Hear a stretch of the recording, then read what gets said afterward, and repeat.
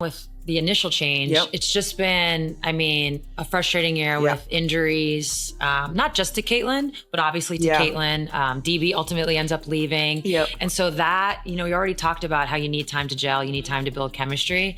So how frustrating has it been that the chemistry has just, it's like start, stop, start, stop. Yeah, it's definitely been a struggle.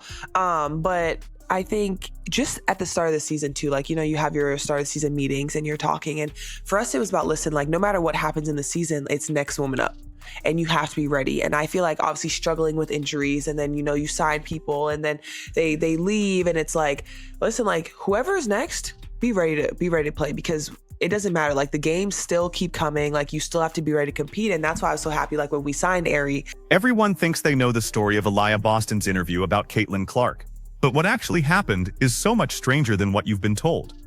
It starts with a blunt, unfiltered truth dropped on Sue Bird's podcast that changes everything you thought about the Indiana Fever, their star rookie, and the crushing pressure of the WNBA spotlight. I mean, it is. Obviously, you never want people to get injured, but the reality is you have to have that mindset, and it gives other people opportunity. And then you hope ultimately you're all better for it when the injured players come back. But I'm curious, specific to Caitlin being on the floor, off the floor, and I saw you talk on your own podcast about like the spacing and how different it is. But when you're entering a game, like your mental prep, how does it change? Because it's two different systems essentially. It is. Honestly, like, when C is on the floor, I'm like, listen, be ready to run. Be ready to get out. Be ready because she's looking. She's looking. Going. She wants to play fast.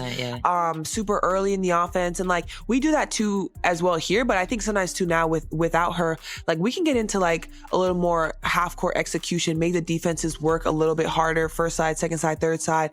And then I think when you have like Kelsey, when Kelsey's playing in transition, get that ball up to her and make her I've never seen anybody so bouncy. Like, Aliyah Boston's words didn't feel rehearsed or crafted by a PR team. She went on Sue Bird's podcast and just told the truth about playing with Caitlin Clark. And honestly, that raw truth matters far more than another fake headline about how everybody's best friends. Boston's perspective is so sharp because she's living it. Clark's been branded the future of women's basketball, the ESPN highlight machine, the ratings magnet. That noise is impossible to escape, whether you're scrolling through social media or walking into a packed arena. Boston isn't blind. She flat out admitted Clark brings massive expectations to every single Fever game. You have a ton of, it's a big free agency year for you guys. And really overnight, what that big free agency year was, or big change was expectations change. Yes. So you guys went from like this up and coming, where it's like you're getting to know each other, to now it's like, oh, they could win the whole thing. Yeah. So what was the experience of essentially becoming like, instead of being the hunter, you're now the hunted? Yeah, it's crazy, but I feel like it was definitely expected. Like, I think number one, like, just last year, everyone, like, when they see our name on the schedule, even though the year before we didn't win, like we won 13 games or whatever it was, and it was like, okay, well, but then you added in Caitlin, right? And everybody's like, oh, like, they're going to be this, and this. And now everybody's like, oh, you know what? We're going to prove you wrong. Like, hell no. Like, that's not what it is. Now here's the crucial part. Aliyah Boston isn't some bitter teammate looking for sympathy. She's a WNBA All-Star and 2023 Rookie of the Year, the centerpiece of Indiana before Clark even arrived. But the day Caitlin landed in Indianapolis, everything shifted. Every missed shot got replayed online. Every awkward possession turned into a debate. Every win or loss dissected like a playoff series. And that's where Boston's honesty cuts through. On Sue Bird's podcast, she revealed the pressure didn't just land on Clark, it landed on everyone. If Clark is the supposed savior, what happens when the team struggles? Fingers get pointed, and teammates like Boston carry that weight. She reminded everyone that she and Clark had never played together before this season, yet the outside world expected instant perfection. It's almost like critics imagined Boston should know Clark's tendencies, her timing, her vision, without actually spending months on the court. Boston said, and I quote, "We weren't given that grace period of like getting to play with someone you've never played with." That line says it all. Think about it. In the NBA, coaches and analysts preach that chemistry takes time. When LeBron James, Dwayne Wade, and Chris Bosh formed the Miami Heat's Big Three, it took almost an entire season to fully click. But with Caitlin Clark in the WNBA, expectations were flipped upside down. Fans acted like if the Fever weren't a playoff team on day one, then Boston and everyone else must be underperforming. Boston was clearly irritated by that narrative, handling it with calm words. She didn't rant or point fingers, she simply stated the team was learning, and outsiders weren't giving them room to actually grow. That level of maturity, especially at 23, is mind-blowing. And everybody's like, yeah, like they got, for us, we always think like you have to approach every season with like, we're winning this whole season. So that was our mindset. And I think when you look at expectations, once again, expectations come from everyone outside. Because like in our circle, we know exactly what we want to do. We also understand that it's a process. We understand that new faces, new coaches, like different style play for people joining us. It's like people need time to figure it out once again. But when you do figure it out, it's going to be scary. And I feel like that's what it was for us. And that was our approach. And we're still like, listen, we are coming here to win this thing. Like, that's what it is. And that's not going to change no matter what, because the conversation then shifted towards how her chemistry with Clark has grown.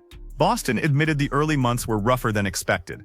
There were passes she wasn't ready for, plays where she didn't read Clark's intent fast enough.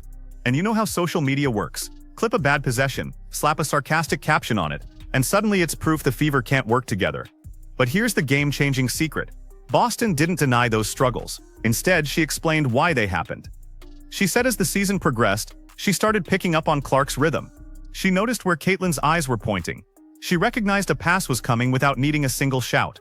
That's how real basketball chemistry develops. Not from magic, but from endless grinding reps. Boston gave a striking example. After playing enough with Caitlin, you don't need her to scream cut or screen or look for the ball. You just read her body language. The way she lifts her head, the way she positions her feet, suddenly Boston knows the pass is about to fly in her direction. That's when the Fever started to look more connected on the court. Honestly, it's hilarious that people thought this wouldn't take time. Did folks expect Boston to instantly become Clark's best pick-and-roll partner after a single practice? That's not how elite sports work. Chemistry is messy, full of mistakes, and Boston's explanation proves she understands the process. When we signed Ari, I felt like that was like amazing for us because obviously we couldn't predict C being out for this long at least. And so it's like having someone in that runs the point well, can call her own number, I think honestly has been like our biggest blessing. Obviously now with Bibbs, like she's coming in, she's able to stretch the floor. It's like, I think no matter what, everything is for a reason, right? And that's kind of our focus is, listen, like whatever happens, happens. But whoever is here in our circle, listen, like we're here to hoop. Yeah. And that's how we're going to play. And so I feel like that's just been our approach. Like it hasn't been perfect. There's definitely been injuries here and there, but let's not sugarcoat it. Boston has also dealt with relentless trolls. On the same podcast, she admitted people have tweeted at her, calling her the worst big I've ever seen. Think about how absurd that is. She's a #1 draft pick, rookie of the year, an all-star, and yet some anonymous keyboard warrior thinks he's got the right to call her trash. Boston said she already puts enough pressure on herself, so hearing garbage like that is exhausting, and she's absolutely right. You can tell she doesn't mind being held accountable. She openly admitted when things weren't smooth with Clark, but she also made it clear that fans expecting instant perfection are clueless. And let's be real, they are. Building timing between a guard and a post player doesn't happen overnight. It takes hundreds of possessions, hours of film study, and unwavering trust. It's all over. She is moving, she's making the right read, and it's like, listen, and she's scoring the ball at a very high level. And so I think, it's a little bit both, like once again, like when she's on the floor, like she's looking to get up, people can be like, listen, I don't need to outlet because I know once we rebound, we're getting it up. But I also think it, once again, it's like puts people on their toes because they're like, whoa, I need to find Kelsey in transition. I need to find Ari now. Like we got to find Sophie and Lexi knocking down threes. Like it's different, but I think everyone is once again finding their own rhythm, and that we just did a great job of like. The good part? Boston also had genuine praise for Clark. This isn't about jealousy, not for a second. She spoke about how Caitlin's passing ability is elite. She called her a phenomenal passer. She said once she sees Clark's eyes, she instinctively knows where to go. That's high praise, and it proves Boston isn't dismissing Clark's talent. She's actually embracing it, even while subtly asking fans to chill with the unfair criticism. What makes this so compelling is how Boston framed the entire situation. She didn't just talk about Clark as an individual, she tied it back to the entire Fever team. She stressed that the pressure isn't on one player alone, it spreads across the roster. That's what most people forget. When one player gets superstar hype, everyone else gets dragged into the media circus. Yeah, what is it about them that they're doing that? It's just the best sports scene. Like I don't know any other way to put it, but when it comes to us, when it comes to the Pacers, when it comes to sports in general, they show up and they're loud. Yeah, no, being there definitely was just like a palpable vibe to like the whole city. I love that the city's kind of on the smaller side, so everything was convenient. You could like get around, but yeah, the fans really showed up.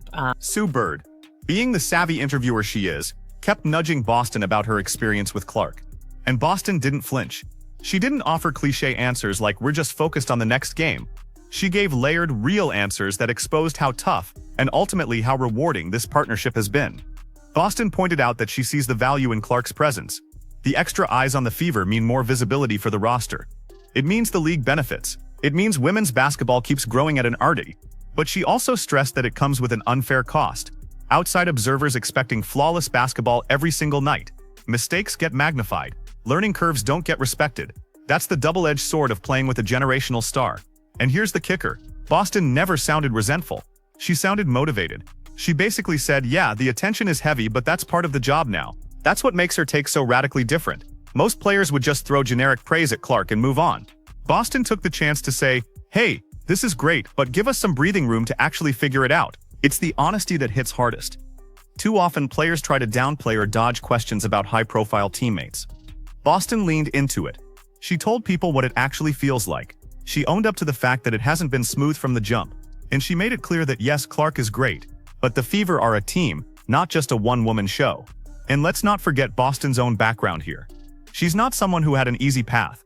Growing up in St. Thomas, she had to fight for opportunities just to play organized basketball. She played in co-ed leagues with barely any other girls. She trained outdoors in the blazing sun, while kids in the States were playing indoors in air-conditioned gyms.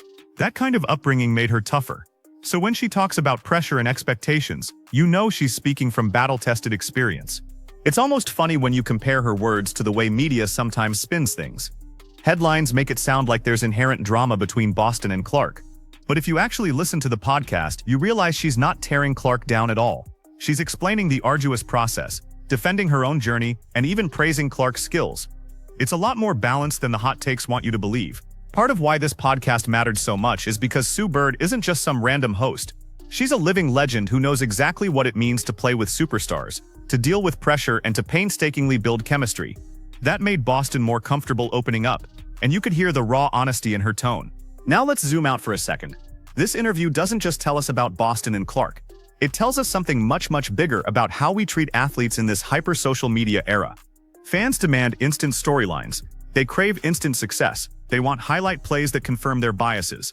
But actual athletes? They're grinding, making mistakes, figuring things out in real time under a relentless microscope. And when someone like Boston gives us that brutal reality check, we should listen.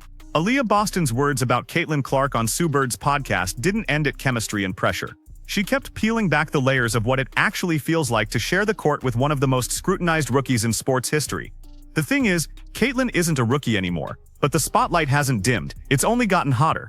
And Boston made sure to remind everyone that being teammates with Clark means living inside that spotlight, whether you want it or not. She spoke about how the outside noise made their early months together almost unbearable. Every turnover became a trending clip. Every missed connection became a meme. And Boston openly admitted it tested her patience. But she also acknowledged something important. Those struggles are shaping her into a better player. Learning to work with a guard who plays at Clark's speed, who sees passing lanes others can't, forces Boston to elevate her own game. It's not just about surviving the hype. It's about matching the intensity that comes with it. And here's where Boston got even more real. She admitted social media criticism isn't easy to ignore. She said she's already her own toughest critic. So when faceless trolls pile on, it feels redundant and draining. But instead of letting that crush her, she's reframed it. She pointed out that she can either drown in the negativity or use it as fuel. Her tone made it clear she's choosing the latter. That's a level of maturity you rarely get from young stars. What stood out most is how Boston balanced criticism with respect. She didn't dismiss Clark's hype as undeserved. In fact, she doubled down on praising Clark's vision and passing. She described moments when she no longer needs words or signals. Just one look from Clark tells her exactly where to move. That's when you realize this isn't about jealousy or petty drama. It's about patience, hard-earned growth, and shared understanding. Boston knows the tools are there for something special. It's just going to take time. Sue Bird, who's played with legendary superstars like Diana Taurasi and Breanna Stewart, clearly understood where Boston was coming from. She nudged Boston to reflect on the bigger picture, and Boston's response was telling. She reiterated that the Fever benefit from Clark's spotlight because it lifts everyone. More fans, more cameras, more coverage, it all means more opportunities for every teammate. But she also stressed it comes with an unfair cost. Outsiders expecting flawless basketball every night. Boston's reminder was simple but incredibly sharp. They're still building. This interview's timing also matters. The Fever aren't at the bottom of the standings anymore, With Clark in the mix, they've pushed into playoff contention, even as critics keep dissecting every possession. Boston used this moment to make sure people understand that the progress is real. It may not always show up in flashy highlights, but it's showing up in wins, chemistry, and confidence. Boston also reflected on how her own upbringing shaped the competitor she is today. Growing up in St. Thomas, she didn't have the luxuries American players had. Indoor gyms, endless travel circuits, fancy trainers. She played outdoors in the heat, often in co-ed leagues where she was literally told not to embarrass the boys. That chip on her shoulder didn't disappear when she entered the WNBA. It only sharpened. So when people try to tell her she's the worst big they've ever seen, she just laughs at the irony. The same toughness that got her here is exactly why she won't break under that nonsense. If anything, Boston's words should make Fever fans optimistic. She's not running from Clark's shadow, she's stepping into it, standing beside it, and making sure she's a part of this bigger story. She made it clear that this isn't Caitlin Clark's team alone, it's Indiana's team, and every player on it is adjusting, improving, and pushing for something greater. That honesty hits harder than any empty cliche about trusting the process. By the end of the conversation, you could tell Sue Bird respected how candid Boston was. She wasn't just hyping her teammate, but she wasn't tearing her down either. She was being truthful about the challenges, the growth, and the pressure that comes with being linked to the biggest name in the league. And that balanced, tough honesty mixed with genuine praise is exactly why this interview stood out. So Aliyah Boston laid it out without filters. She called out the pressure, explained the struggles, and showed respect for Caitlin Clark's game, all in one interview. No manufactured drama, just the raw reality.